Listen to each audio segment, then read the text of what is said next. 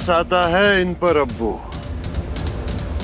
पूरे हिंदुस्तान की जागीर जिनके हाथ में है वो आला हजरत इतने बदनसीब हैं।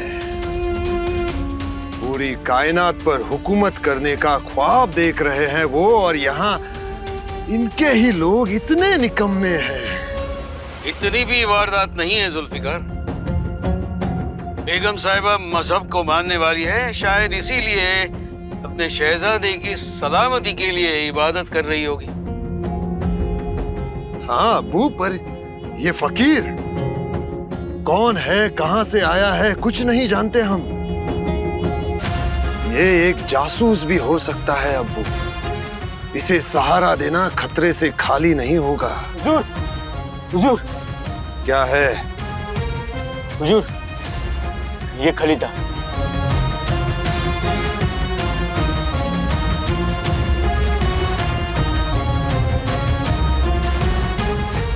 क्या हुआ?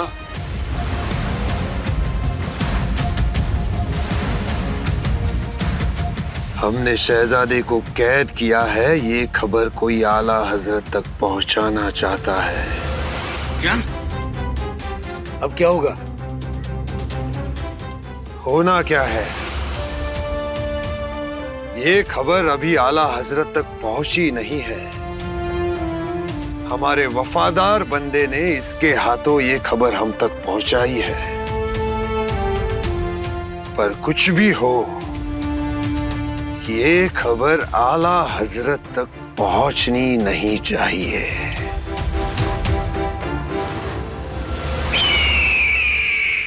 लीजिए भाई जी, ये फल भी लीजिए। अरे आप तो कुछ लेते ही नहीं, तकल्लुफ कर रहे हैं आप। जी हुजूर, बस। नहीं नहीं, ये सारे इंतजामात सिर्फ और सिर्फ आपके लिए है। हाँ? आपको लेना ही होगा। लेंगे ना? नगा जी, हम रियासत की बात कर रहे हैं। कौन सी रियासत चाहिए आपको? आपने कुछ सोचा है? आमसनी वेळच नाही मिळाला। जिंजीला जावं लागलं ना बिगीनं, म्हणून आम्ही अजून काय भी विचार केलेला नाही। कोई बात नहीं, कोई बात नहीं, जितना चाहे वक्त ले लीजिए। वैसे जिंजी किस लिए जाना हुआ? असंच राजांचा हुकूम होता। संताजी और धनाजी दोनों के लिए? ते एकत्र कशा पाहिजे जातील? तौबा तौबा, उनमें कोई फसाद तो नहीं है ना? नाही, तसं काय भी नहीं, पर लेकिन कुछ तो है। वैसे धनाजी का गुरूर कुछ ऐसा है कि आप जैसे बहादुर को भी मात दे देगा। त्यासनी कोण विचारतंय? आणि आमच्या तलवारी काय गंजल्यात होय? येळ आले की दाखवून देऊ त्यासनी। बिल्कुल दिखाइए। और इसमें आपको हमारी कोई मदद चाहिए तो हक से मांगिए। आप हमारे अपने जो हैं। जी, पर आमसनी विचार करायला थोडासा येळ द्या। बेशक, हम इंतजार करेंगे। चला हुजूर, आज्ञा द्या आमसनी। इजाजत है।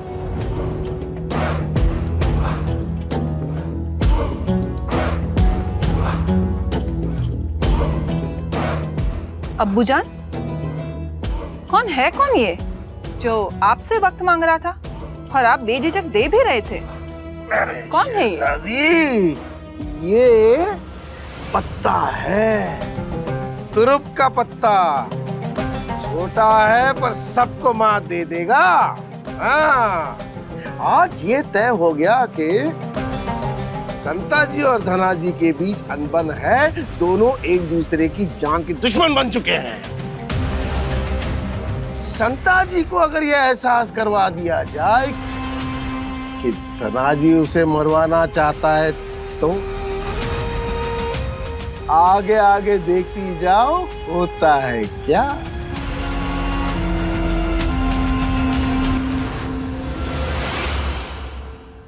दादासाहेब, दादासाहेब, म्हणलं होतं ना आम्ही, काय बी संपलेलं नाही अजून। आता तुम्हासनी सोडून आमच्यावर राग काढायला लागले। जी काय उत्तर द्यायची ती आमासनी द्यायची। तक्रार करायला हिथवर कशा पाहिजे यायचं? काय झालं धनाजीराव, इतका विस्तव का डोक्यात घालून घेताय? ओ बहिरजी, अहो निस्ता तव्यात टाकलेल्या वाटाण्यावाने टनाटाण्या उड्या काय मारायला लागलाय सर? काय झालं सांगाल का नाही? अहो काय नाही, निस्ता यासनी विचारलं का काल रातच्याला कुठं गेला होता? अपासनं ताव धरूनच उठल्यात. विश्वास नाही ना आमच्यावर, म्हणून तर अशी शंका घेताय आमच्यावर. अहो त्यांनी विचारलंय ना हो. मग नीट सांगता येत नाही तुम्हाला? अहो विचारणं कर्तव्य आहे त्यांचं. नाही दादासाहेब, आम्हाला त्रास देणं एवढंच ठरवले त्यांनी. एवढा खरेपणा उठ उचललाय अंगातलं, मग सांगा की. खरं ऐकायचंय? ऐकायचंय तुम्हाला खरं? सांगा की. वय औरंगजेबाकडे गेल तू. झालं त्याला, फितूर झालोय आम्ही, फितूर. झालं समाधान? द्या आता शिक्षा आम्हाला. खरंच जर का असं असेल तर शिक्षा बी भोगावी लागलच.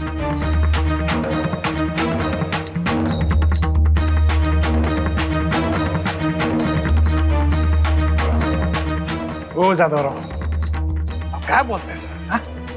तो भाऊ आहे आमचा त्याच्यावर पूर्ण विश्वास आहे. ते चुकून बी असल्या वाटव पाऊल ठेवायचं नाही. काय बी आदावत घेताय सर? तारा, तारा, राजे! अचानक असं भयानक स्वप्न. राजांची तब्येत बरी असेल ना?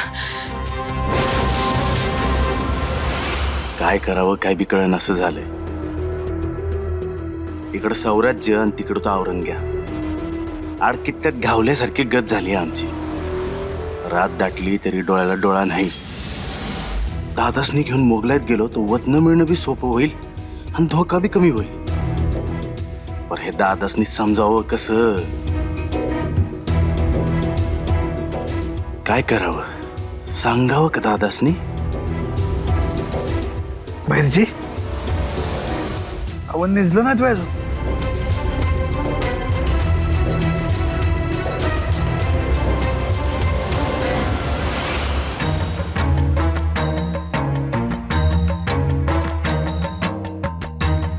ओ बहिरजी, अहो काय झालं बोला. काय नाही दादासाहेब, उद्याच्या मोहिमेची चिंता लागली आहे. अहो काय बहिरजी, हा? अहो शिपाई गाड्याला किंवा मोहिमेची चिंता असते वय? काय बी चिंता करू नका, समजा चांगलं होईल. उद्या पहाटे लवकर मोहिमेवर जायची. चला झोपा.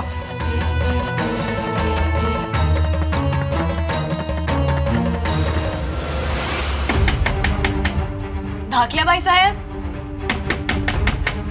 धाकल्याबाई साहेब, काय कटकट आहे एवढ्या रात्री.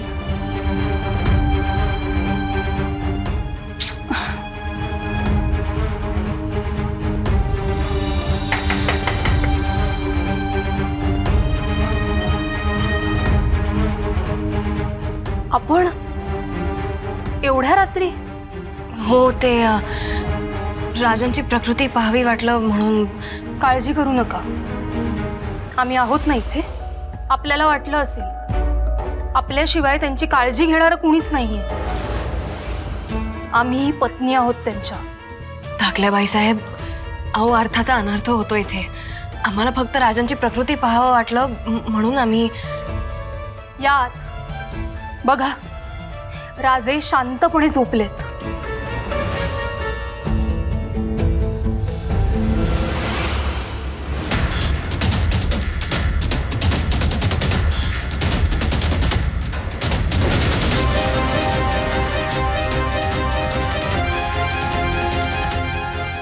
राजे, राजे, राजे, राजे, राजे, काय होतंय?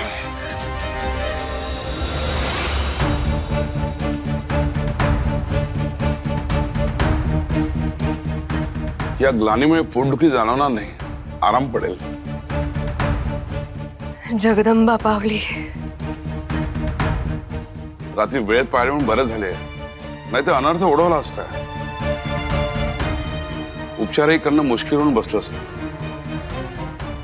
वैद्यराज, हे दुखणं मध्येच जातं आणि पुन्हा आधीपेक्षा जास्त जोमाने परत येतं याचा अर्थ काय? राणी साहेब,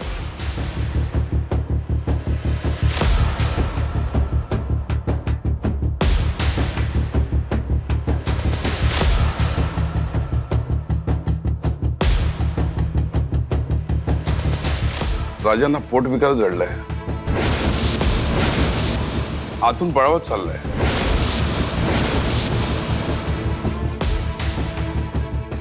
वैद्यराज, ते बरे तर होतील ना?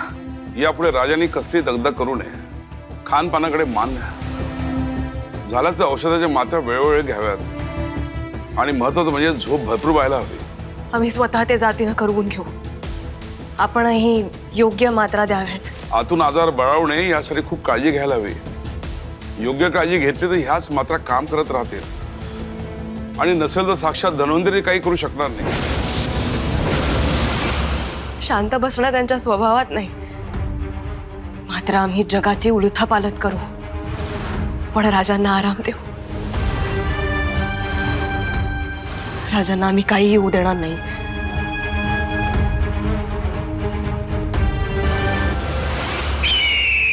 जहांपना, एक बेशकीमती खबर है. संताजी नई मुहिम पर जा रहा है. बहुत खूब, बहुत खूब. अब्बूजान, वो संताजी हमारा और एक मुल्क लूटने जा रहा है और आप ही खुश हो रहे हैं? लूटने तो जा रहा है, लेकिन हमारा मुल्क नहीं, अपने भरोसे और ईमान के लत लुटाने जा रहा है. मिल्कत खां जी. आपको पता है आपको क्या करना है? जी हुजूर. अल्लाह आपको कामयाबी बख्शे, खुशहाली दे. जाइए, रोक दीजिए संता को. जी हुजूर.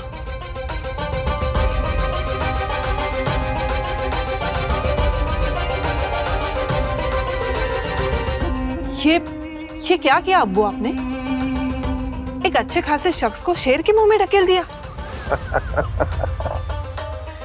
शहजादी, इस चाले शतरंज को आप नहीं समझ पाएंगी. चाल? ये कैसी चाल है अब्बू? मिल्कत खां अभी संताजी पर हमला बोलने गया है, उसे रोकने गया है. बराबर. संताजी मिल्कत खां को हराएगा. बराबर. संताजी उसको हराएगा, तब मिल्कत खां उसके सामने घुटनों पर अपनी जान की भीख मांगेगा और उसके सामने गिड़गिड़ाएगा कि हमें बख्श दो, बख्श दो. और बातों बातों में संताजी को ये कहेगा कि उसे धनाजी ने भेजा है.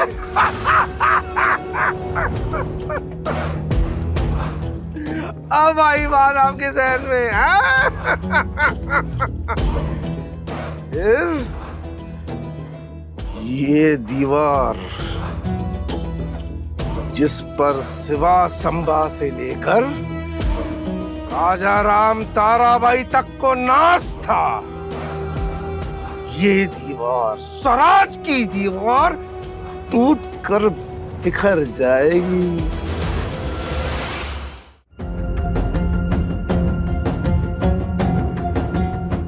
आज तो आपको खत्म करके ही रहेंगे हम.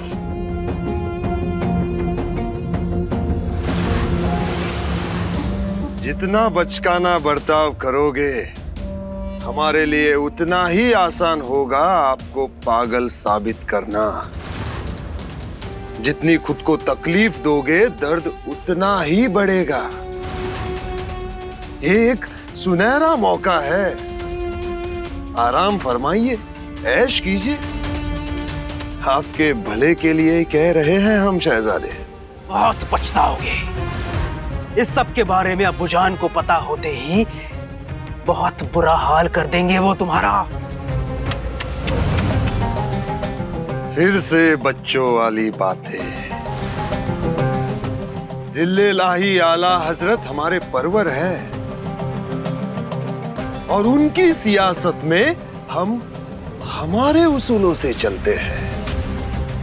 खैर, आप भी एक बात मान लो, ये जुल्म नहीं है, ये सियासत है. और सियासत हमारे हुक्म से ही चलेगी। हमारी फौज आने दे, फिर आपको बताएंगे। हमारा पैगाम अब तक अब्बूजान तक पहुंच चुका होगा। अब बस मौत का इंतजार कीजिए, क्योंकि मौत आपसे ज्यादा दूर नहीं। शहजादे,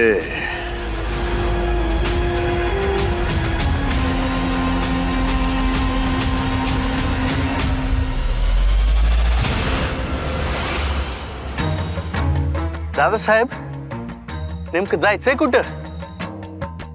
मोर गेल्यावर समजेल. बहिर्जी गुप्त मोहीम आहे,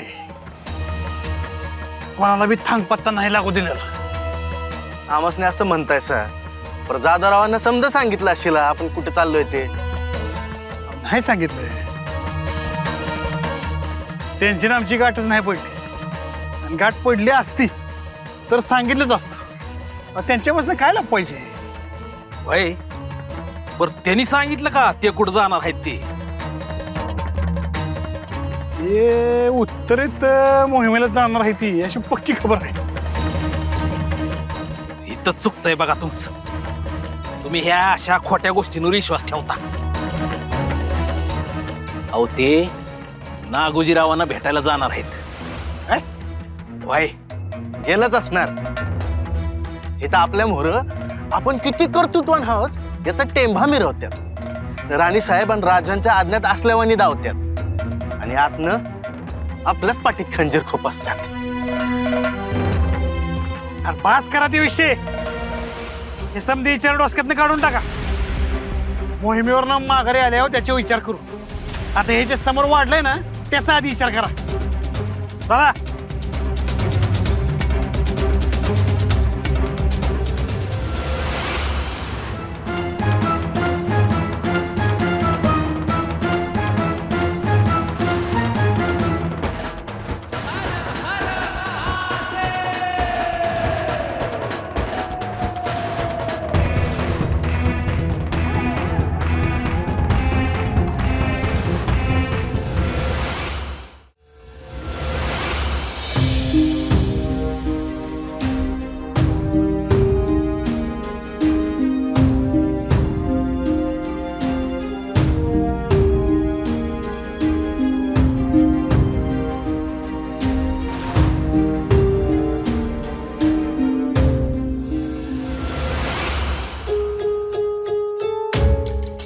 राणीसाहेब, राजांच्या तब्येतीला अजून उतार नाही.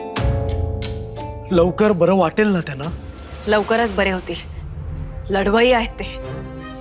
अवघ्या मुघल शाहीला नेस्तनाबूत करण्याची महत्वाकांक्षा आहे. हजाराचं मग काय कौतुक. राजांच्या शिवाय दरबार असा सुना सुना वाटतोय. राजे सदरेवर नाही असं कोण म्हणलं प्रल्हाद पंत?